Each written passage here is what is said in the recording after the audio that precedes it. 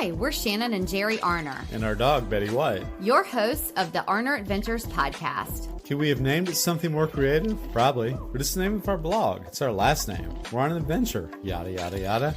After owning our own business, working 24/7. And don't forget a mental breakdown in between. We made a lifestyle change and decided to make the most out of life. We sold our house, most of our belongings, downsized, and moved to the coast. We live life minimally, but fully. We live each day as an adventure. This show will help you learn how to live life more fully, with more intention, by experiencing more, and with less stuff. We'll talk about our own experiences, interview others who have much to share by creating a spark in our lives. Some days we'll share real-life ongoings of what we're going through, and others will talk about our favorite flavor of waffle. Come join our adventure. It's the Arner Adventures Podcast. Hello, everyone. I'm Jerry. And I'm Shannon. Betty White is snuggled here with us, and we're back for episode 49 of the Arner Adventures Podcast. Oh my gosh. We are almost at 50. Almost at 50. Do you think we're going to make it? I think we're going to make it. We are. We're rolling right along. We are. Today we have a Spark in Our Lives episode for you with a really cool guy living his best life. All of our guests are cool and they live their best life. But this one, he is living intentionally and in the best way, traveling. Yes, but before we get to our guests, let's get to our review of the week. Today's review comes from So-and-So 1974. So-and-So says, found this podcast recently after looking for information on house sitting. Loved the episode with Vicky Sosa. Then I stuck around and went back to listen to other episodes.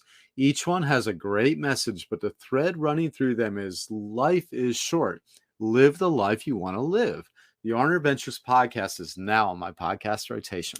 And you know, the first of all, so-and-so, that is so nice. That is so nice, so-and-so.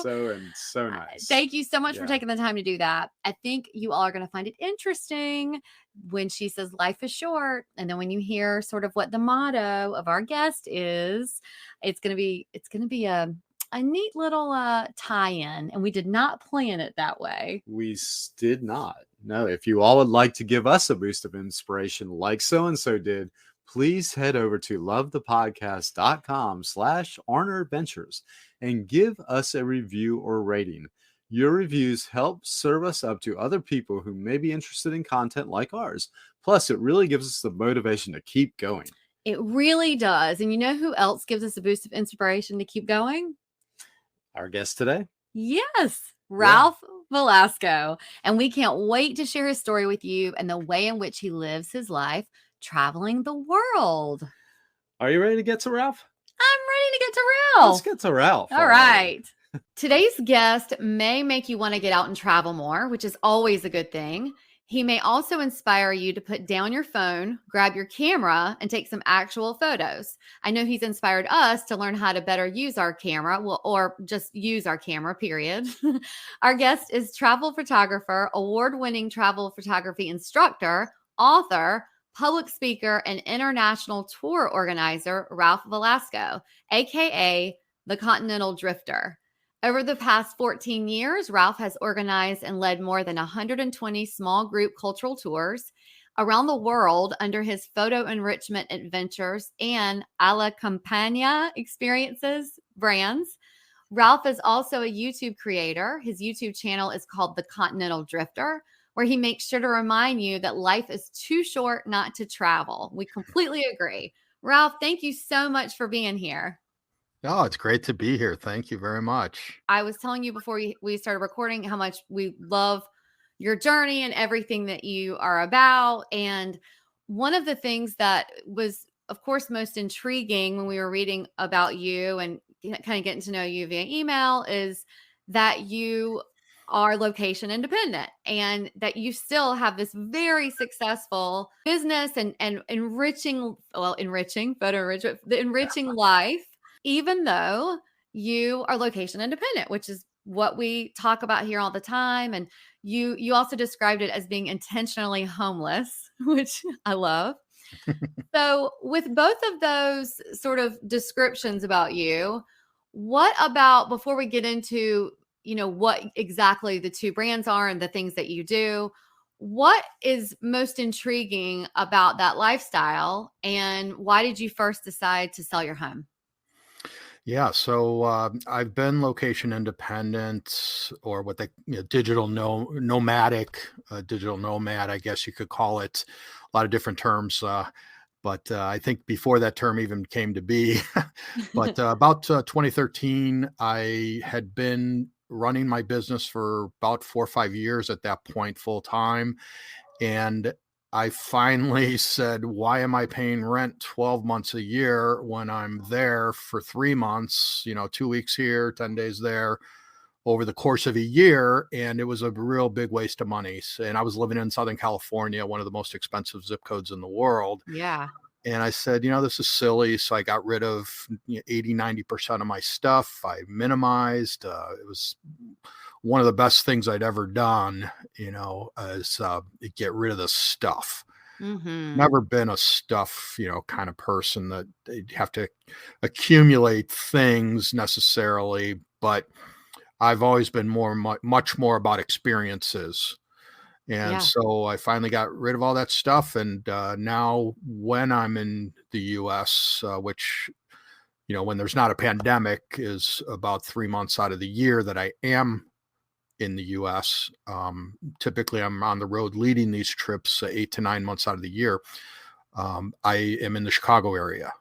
Okay. So, I come and go as I please. And so it's absolutely, an ideal situation.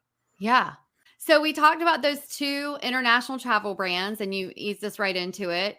You, I've seen on your YouTube channel and the websites that you really encourage cultural immersion, which is wonderful. I think we end up traveling, and yes, we hit the touristy spots, and there's nothing wrong with that. But I think there's nothing better than really getting to know the culture of wherever you're visiting.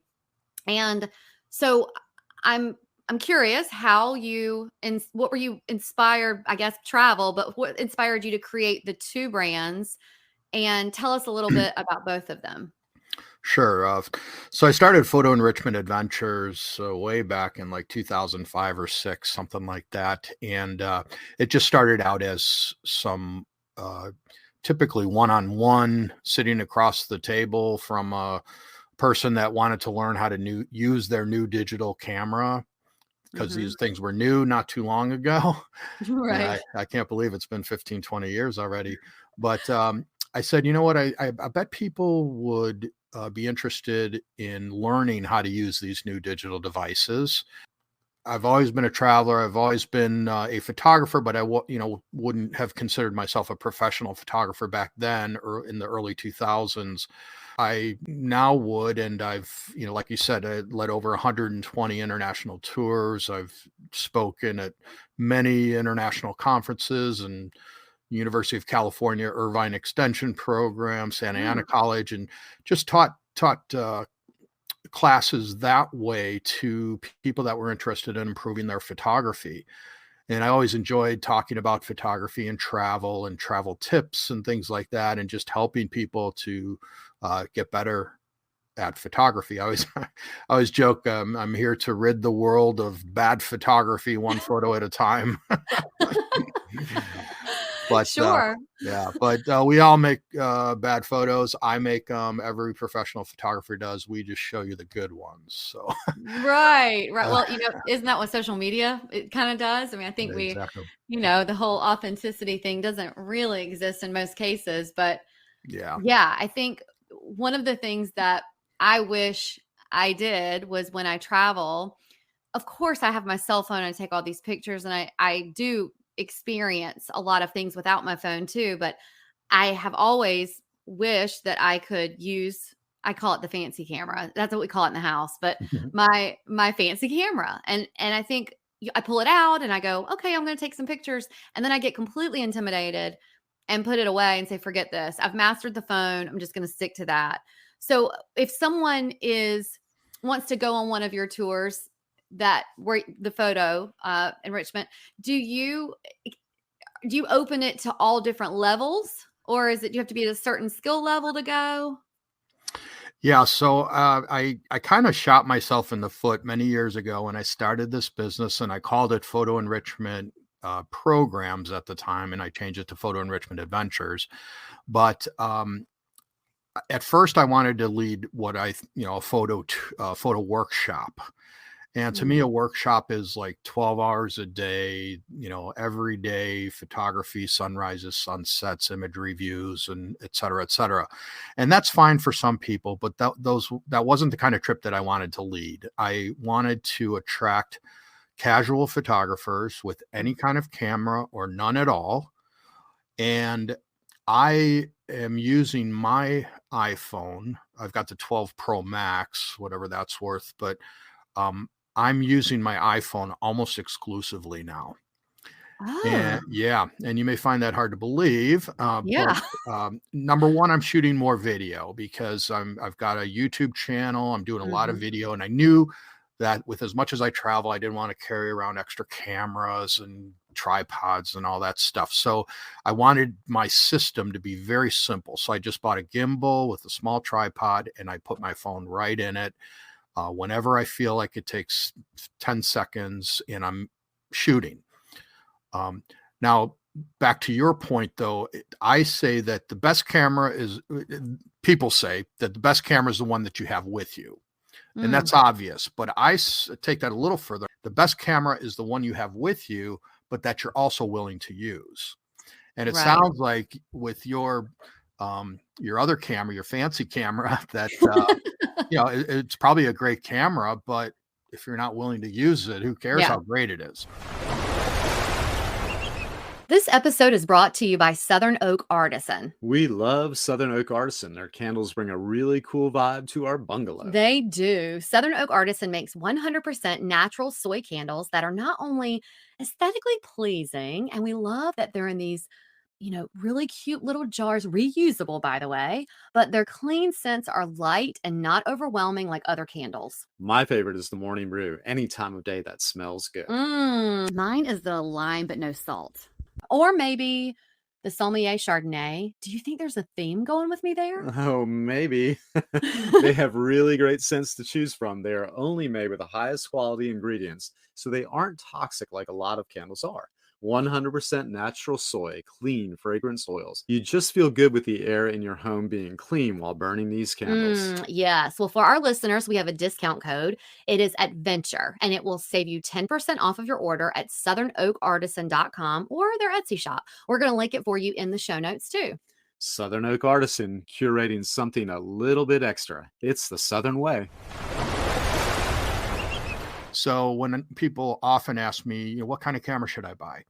I say, buy a camera that's just a little bit of past your technological level so you can grow into it, but it's still not so advanced that, it just sits on the shelf because you're intimidated by it. Right.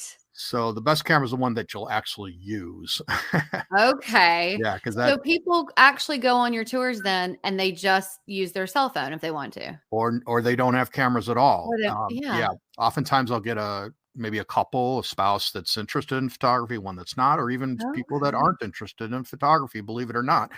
But who doesn't want to be in the right place at the right time in beautiful lights, Yeah. typically morning, not too early. I don't do a lot of sunrises, but out in this, town before the tourist crowds and the heat of the day and all that stuff. I would think everyone wants to be in that kind of a situation, whether you're taking pictures or not, so you're Right. just absorbing that. And I always say that my mom taught me the best skill I could have for being a photographer, and she's never picked up a camera in her life. And that was simply to be curious. Hmm.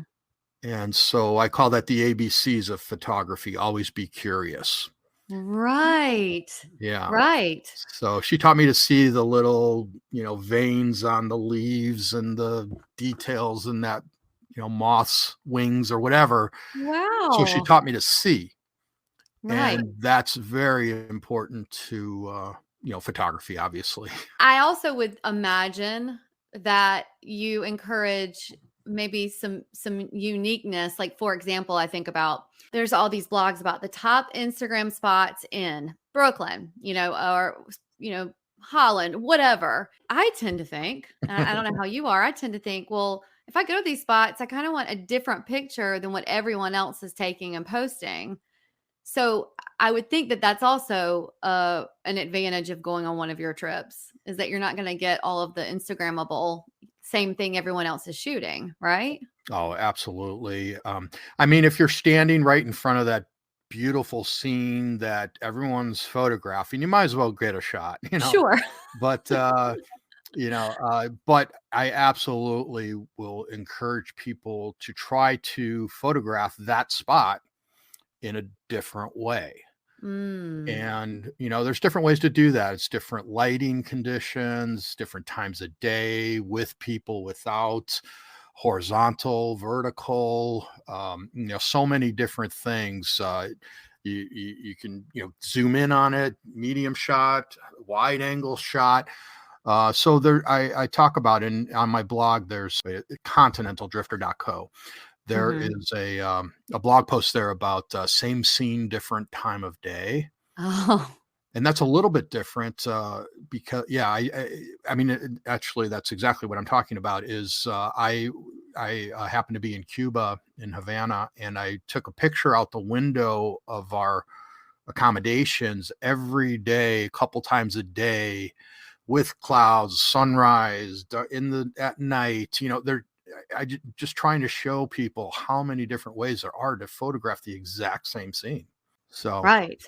Okay. absolutely try to encourage that. Get over, get under, do anything you can to make that shot unique.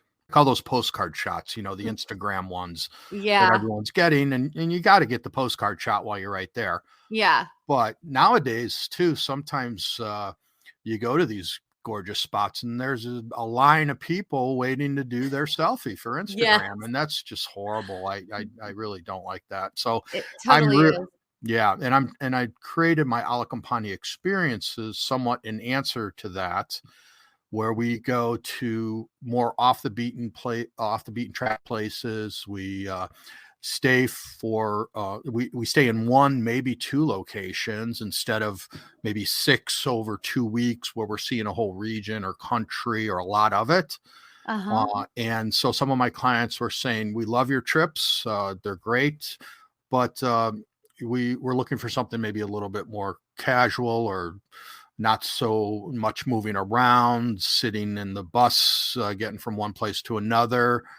And so that's a new type of experience, and those are all around the Mediterranean. And we're Yeah. staying at private castles and agroturismos, wine estates, villas, where the property itself is a destination. And that's mainly because one of the reasons for that is that oftentimes when we travel, we can't wait to get out of the hotel. We're always like, I'm not sitting in the hotel. Mhm. Well, what if the hotel is an 11th century castle that's like a museum, or, Right. a beautiful wine estate overlooking the Douro Valley? Why would you want to be constantly leaving that place when it's a big part of your trip? So, Right. so we try to do that kind of thing with the Alla Campagna experiences, especially. How long are those trips? Like how long do you stay there? Is it a couple Yeah. of weeks or like Not on the Alla Campagnas. Those are typically okay. from about 7 to 10 days. Okay. So a France trip, we stay 7 days in the castle, and then we just do hub and spoke, and we drive maybe half hour, 45 minutes to this beautiful little villages, restaurants, olive oil tasting, caviar tasting, those Oh, kinds of things. Actually, in that region, it's walnut oil and hazelnut oil. They're not, that part of the country doesn't do olive oil. But hmm. those kinds of experiences that really immerse you in the culture, introduce you to the locals. It's not rushing around, or that what we call the steering wheel time or something, where you're just sitting in a vehicle, which Yeah. is fine because you have to get from place to place. But these trips are designed to not be moving around so much. And typically my trips are about a half day scheduled, half day free time. Okay. So you've got a nice structure to the trip. Everything's handled soup to nuts from the time you arrive to the time you leave. everyone makes their own flight arrangements with my recommendations, because you got to know when to be where. Yeah. But for the most part, we got about a half day scheduled and a half day free time for you to go relax or do things with your friend or spouse or on your own, or not do anything at all, just have that option. Right. So it works out real well. Are you sort of in the footsteps of their travel agent, or do you sort of work with someone else, or how does that come to be? Yeah, so I typically work with a local tour operator in the destination. Okay. In the Gotcha. case of the France trip, the Dordogne trip that I do, and staying at that 11th century castle, I was actually approached by the owner of the castle, and he said, we're starting to bring some groups here. They do a lot of plein air painting groups. Yeah. Because they just drive out into the countryside, plop down for a couple hours, and create these beautiful paintings. He said, I'd like to have you out, and we would like to start bringing some photography groups here. So that's one way that I got introduced. But otherwise, I've heard about these. I do a lot of get referrals and things like that to be introduced to the people that can really help me in the destination. Yeah, because I don't have the local knowledge, obviously, of every single place. So Yeah. I need that local person that knows everyone, knows the culture, the language, when there's holidays and, I don't know, a conference in town. Hey, Ralph, maybe you don't want to come that weekend. We've got this huge conference. Everything's going to be sold out or expensive, Yeah. that kind of stuff that otherwise I'd be making all kinds of mistakes, which I can't afford to do, obviously. Right. We wanted to take a pause for a second to tell you once again about how much we love Sugar Wish. If you're a regular listener, Sugar Wish isn't new to you. You already know how much we adore the fact that we count on Sugar Wish to send gifts to people. Why? Because it's easy. Yes. It's a time saver. Yes. You know the recipient is going to love it because they choose what they want. That's right. And it's not a gift that's going to take up space because it's edible. Yes. What's not to love? You forgot something. What's that? You save money because we have a code to share with our listeners. Oh my gosh, that's right. Use code Betty White, that's all caps, one word, Betty White, to save $7 off your gift to someone. We also have the link in the show notes. Yep, whether you're gifting someone candy, snacks, tea, coffee, wine, or some dog treats to one lucky pup, that code works to save. Sugar Wish always saves the day. Your YouTube channel, The Continental Drifter, there's so much information, and it's so great if you're interested in traveling, and you do talk about the cultural immersion and things that you should take advantage of as someone who travels. So when did you start that? Did that piggyback off of these trips, or how did that come to fruition?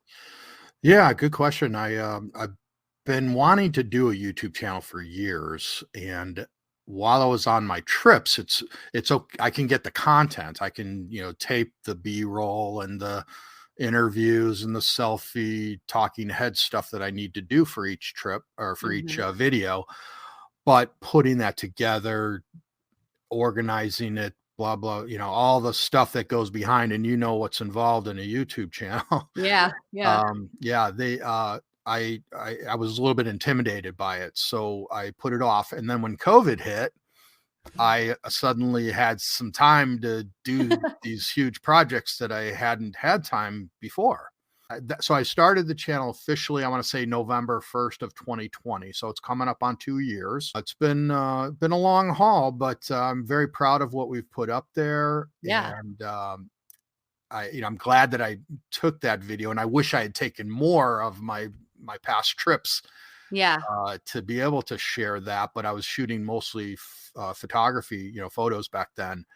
Right. So and now, with this new iPhone that I have, it's got a better camera and stuff, so it is a better device. But right. Yeah, so, and I just main thing is I love to create these trips and put them together, and I know my clients by now and what they like and don't like, and what makes sense for logistically and stuff like that. So that's my kind of superpower. And then the people just show up, and they I got all 5-star reviews. They love it. So I know my clients, and that's the first thing you got to do with any business is know your clients. Right. And it took a while because I didn't know my clients when I first started out. But Right. now that I've got 14 years of full-time experience doing this and over 120 trips international, over 100 US, I've got some data to work with, and I know my people, and I always say they're more friends than clients. And I just had a reunion at our house this past weekend. My mom's house, because that's typically where I stay when I'm in town. But she's got a pool, and so I had a reunion of people that live in this area this last weekend. And one of the clients, he says, "You got the best job in the world because you just hang out with your friends and you travel around the world." And I said, "You're absolutely right." Because and everyone becomes really good friends with each other too. I bet. Yeah, and I've got people that have done 12 trips, 20, 25 trips with me alone. And, so those people know people from other trips and, see them on another trip. And it's such a great little community. Are you taking, like you keep talking about your clients, and new people can come in. You're taking new clients on trips. Okay. Absolutely. I've got about a 50% client repeat rate. So on Okay. just about any trip, half the people will have traveled with me before. And which I love, of course, but I love new people too, because you can't grow a business if it's all the same people all the time. Right. And I like to meet new people, and they bring something different. And what I love about our trips is, and what I like about small group travel in general, is that you've got that camaraderie, the networking, feeling like you've got other people to share your experience with. Yeah.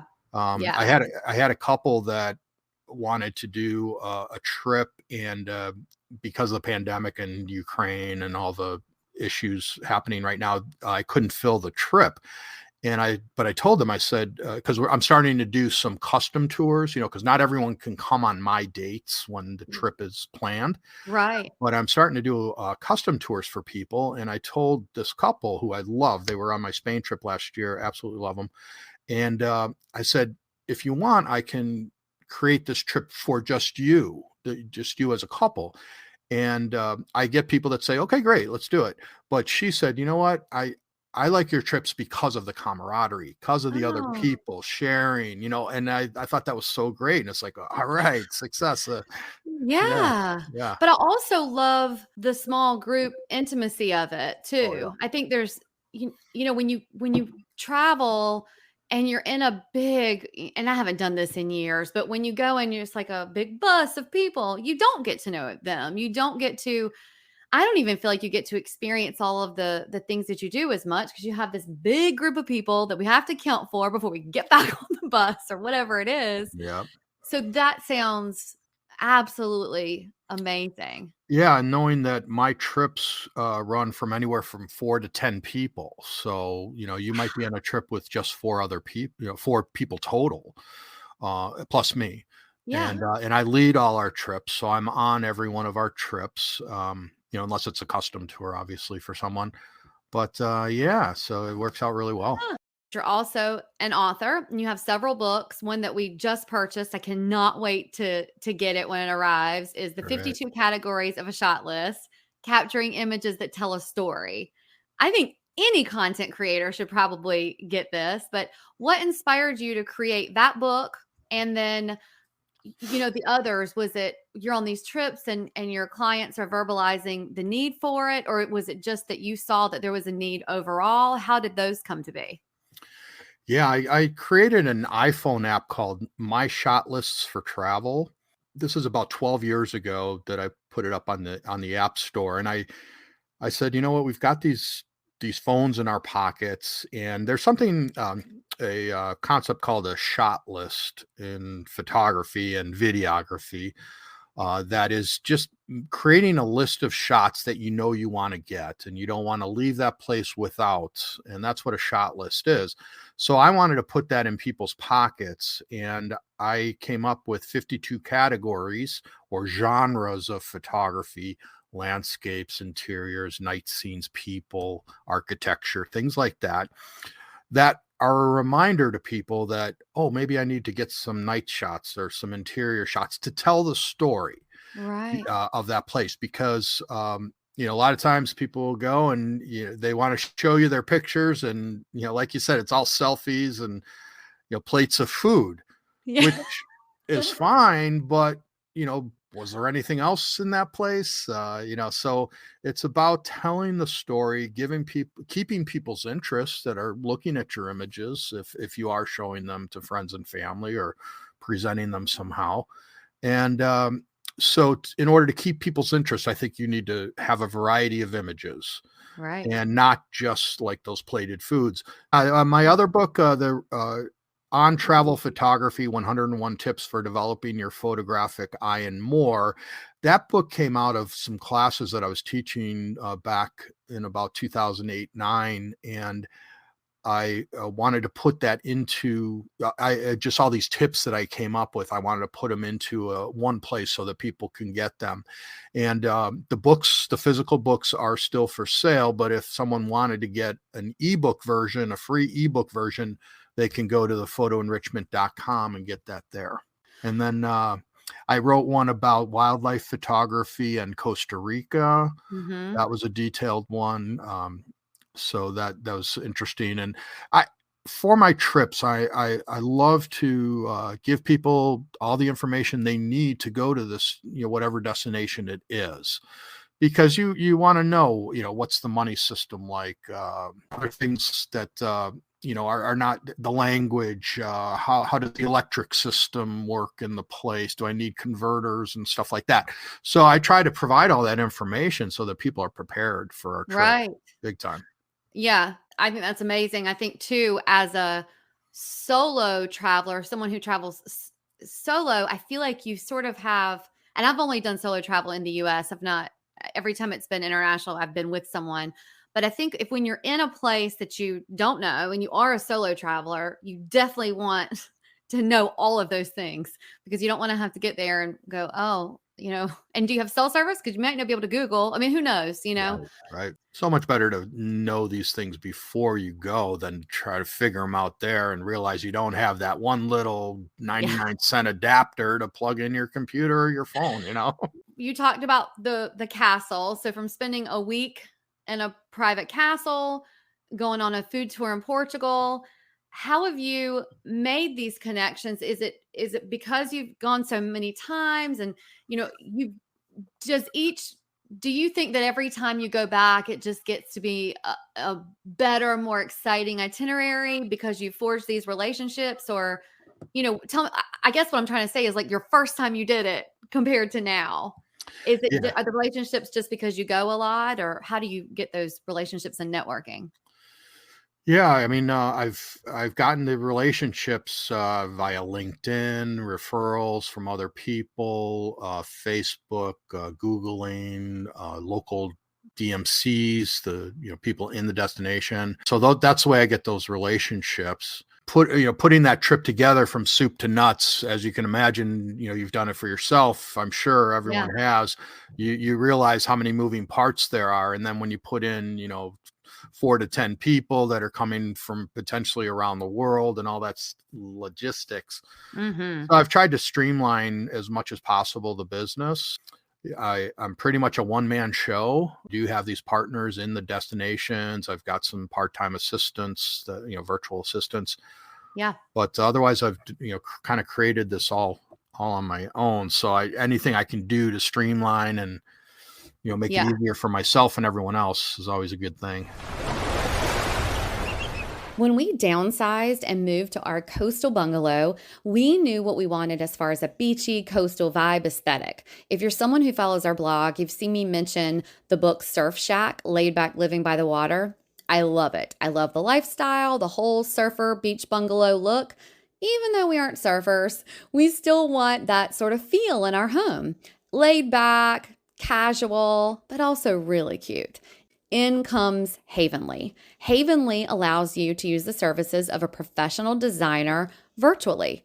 After taking the Havenly design quiz, I was perfectly matched with my designer, Alyssa. Alyssa had experience with pet-friendly homes, small homes, coastal vibe aesthetic. She was able to extract my ideas that were living inside my brain and put them into her design magic skills to cultivate exactly what we envisioned. Check out the before and after on our website, arneradventures.com/havenly. That's Havenly. Alyssa just got it. She put together idea boards. I got to choose. We conversed back and forth. We even had a virtual call. It was just so easy. She was a real person, not some, robot thing, the algorithm that they just matched us together. Alyssa's a person and she really did get it. Our space is wonderful. It's such an easy process. They have various packages that you can do for your living room, or you can do your kitchen or bathroom, or even a podcast room. They will match you with someone who can help you design that. If you would like to try Havenly, and I suggest that you do, go to their website, havenly.com, or you can use all the links down in the show notes, but use code ARNER25, that's ARNER 25, and receive 25% off of your design package. What a deal. You're just going to love it. Now let's get back to the show. From the different countries you've been to all across Europe and the Mediterranean, what are your favorite international locations? And then which ones do you still hope to go visit personally or professionally? Yeah, so I always say that Cambodia is in my top 3, and the other 2 change, kind of rotate in and out, because Cambodia has been I've loved Cambodia for a long, long time. Cambodia in Asia, I love the Republic of Georgia, which is kind of on the Asia-Europe. Yeah. Right over there. Really nice, gorgeous place. A Yeah. little bit off the beaten path, but very nice. And almost anywhere in Europe, on the mainland Europe, I love Portugal, Spain.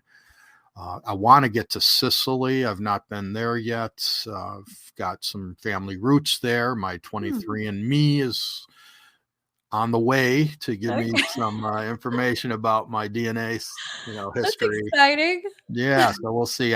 My main goal eventually is to move to Europe.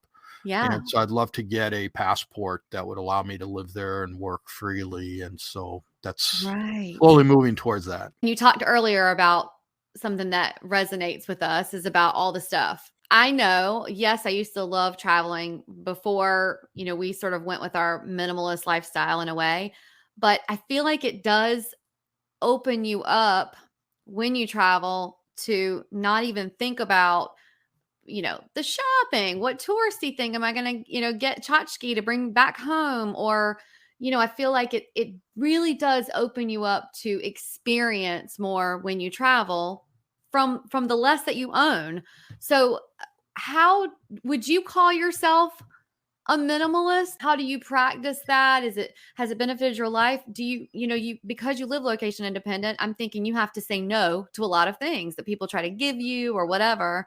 So how does that sort of factor in? And is that something that's a daily practice for you? Yeah, I mean, I love to be a minimalist, and I would consider myself one.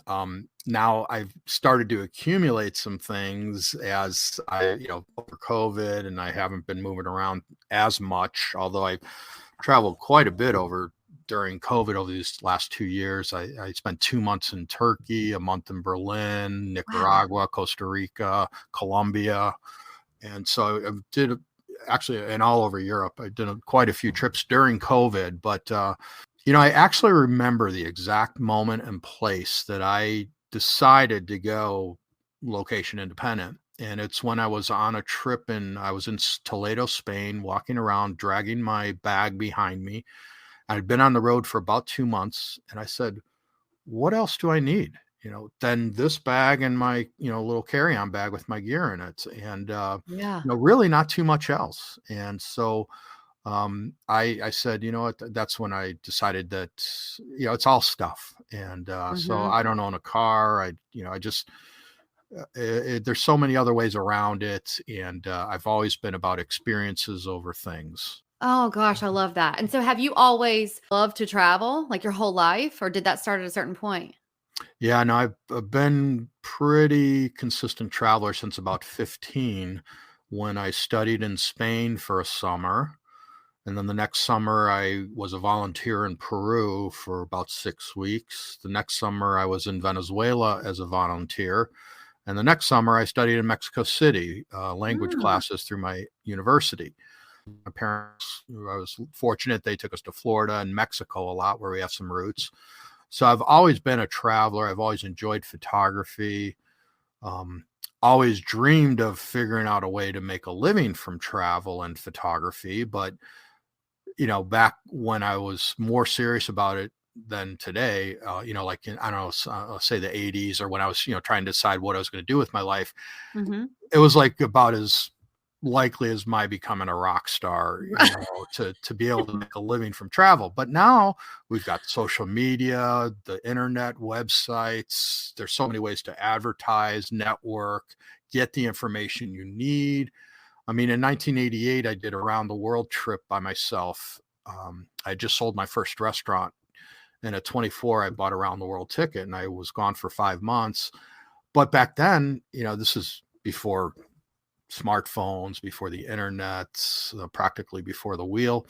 But I, I had to send away for actual brochures and things Yeah. like that, and wait for them to come back to me to Yeah. plan the trip with maps and things like, physical maps and stuff. So it's actually become a lot easier, these days. A friend and I backpacked through Europe one summer when I was in college, and it wasn't that far off of what you're saying. I mean, I remember us going to the AAA like Sure. company, the actual office, and telling them what we were doing. And first of all, the lady was trying to talk us out of it. I mean, I don't know, two college girls just like, I don't know. I don't And you think, wow, you're at AAA. You think you would really encourage this, but Right.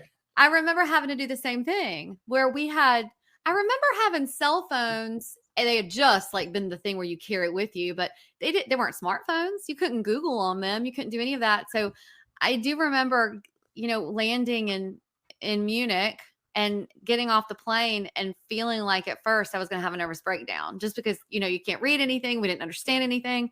And all we had were this big pile of paper brochures that we're trying to fumble through. So I Right. think that college kids today have it a lot easier if they decide that they're going to go and backpack across Europe, For for sure. sure. Oh my gosh. Yeah. There's so many online communities to meet other people that are travelers and things like that. Yeah. Another app idea I had years ago, it creates, because I travel a lot, and either I'm with a group or I'm by myself, it seems.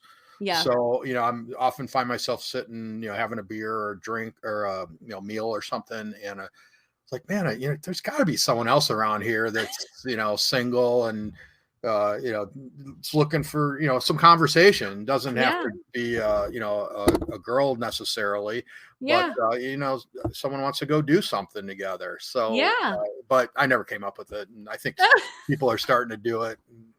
Yeah. That is a great idea. We're going to get to your fast five questions, and I'm really excited about these. Digital photos or analog photography? Digital. Hmm. Yeah, so yeah, I mean, digital photography, there's just no comparison. There's a lot of people that are purists that are going back to film and things like that, but I think I've just gotten spoiled with digital. It's so very easy, and I can share right from my phone, and I don't Yeah. have to print stuff or pay for developing and stuff. So to me, digital is the way to go. Yeah. And as a minimalist, you wouldn't have all that extra stuff to Exactly. It's tough develop carrying and all around that. a dark room. Yep. Yeah. Plane or boat? Ooh, that's a tough one because I'm Mhm. a sailor. Oh. Yeah, I love boats. So I did a lot of big boat sailing in Chicago, San Diego. So Oh, yeah, I wow. raced a lot of boats. I love boating, and I love getting on the water. So I say, let's take a plane to a place that we can go boating. There you go. Okay. Okay, got it. Coffee in a French cafe or wine in Tuscany? Another tough one. I think wine in Tuscany. Yeah, I Okay. just love it. Would you rather spend a night alone in a castle or in a tiny that you know is a haunted house? Or in a tiny haunted house, Uh-huh. or a night in a castle. Oof. Probably the night in the castle, because if you already know the place is haunted, at least you have a chance that the castle's not. I agree. Right? I agree. Ketchup or mustard? Ketchup, unless you're talking about a Chicago hot dog, and then Oh, absolutely not. then you cannot put ketchup on it. Nope. Right? Yep. I think everyone we have talked to about hot dogs has that same rule that you Yeah. can't put ketchup on a hot dog. Yeah, it's a So, funny Chicago thing that we get a lot of grief about, but yeah. I think it's true. And I've actually owned, when I told you I sold my first restaurant, Yeah. that was a Chicago hot dog place. And It so, was? yeah, I grew up in the restaurant business. My Yeah. parents had fast food, kind of like Kentucky Fried Chicken type restaurants. Mhm. But my grandfather and my grandmother before them had a literal hot dog cart that my grandfather built. And my dad always told a funny story that he built it, I don't know, in the shed or the garage or something. And he couldn't get it out. It was too Oh, big to get out the door. So he had to take it apart and then put it back together outside. oh But no. that was an actual hot dog cart. But then Yeah. also my grandmother had a little small restaurant that I just drove by yesterday, actually, because it's in downtown Chicago. And so that was cool to be there. But yeah, Wow. So does the restaurant that she had still exist? Just no, no. it's not Okay. there. And I wasn't exactly sure where it would have been. I need to research Just that. the area. But it's Right. changed. It's changed. It's definitely gentrified. Okay. And then the question we ask everyone is, what does a life well lived mean to you? To me, kind of getting back to that experiences over things, I have always wanted to live my life so that if I were, if I, and I say, if I were to die tomorrow, get hit by a truck and die tomorrow, I never know anything. But God forbid I get paralyzed, or I'm a paraplegic, I can't do anything, or I lose my eyesight or something. I've done more things than most people will ever do, and I feel very fortunate and grateful for having those opportunities, for making those opportunities for myself. Mhm. And so to me, that is a life well lived, when you can figure, no regrets. And I don't say that I don't have any regrets, because people that say I have no regrets, I don't quite believe it. But I Right. wish I would have bought Apple at $1, 30 years ago. Who doesn't regret that? Sure. So I think that if you could live your life so that you know that if anything were to happen to you tomorrow, you've done everything you can or would like to do, or are moving towards that, because we can't always do everything we want to do. Right. I think, to me, that's a great life. I agree. There's a lot of people who are finally doing what they have dreamed about doing. They're quote unquote working in their passion. And so it sounds like you are. And I just wonder about burnout. Do you ever feel like, oh my gosh, like I need a break from this, I'm burning out? Or are you just so passionate you never even think about it being a quote unquote job? Yeah, it's a great question. And I definitely get burned out, and I was getting burned out right before the pandemic hit. Mm, So, being on the road 9 months out of the year, traveling, seems a dream job, and it really is. But like anything else, there are negatives and downsides. And so think about all the travel that you do or your audience does, and mhm. the airline problems and hotels and just getting from one place, jet lag, all the issues that you have with travel, and multiply that by like 10 or 12 trips a year that I do or Yeah. more. And that does add up, but I get 10 or 12 times the positive parts of the travel too.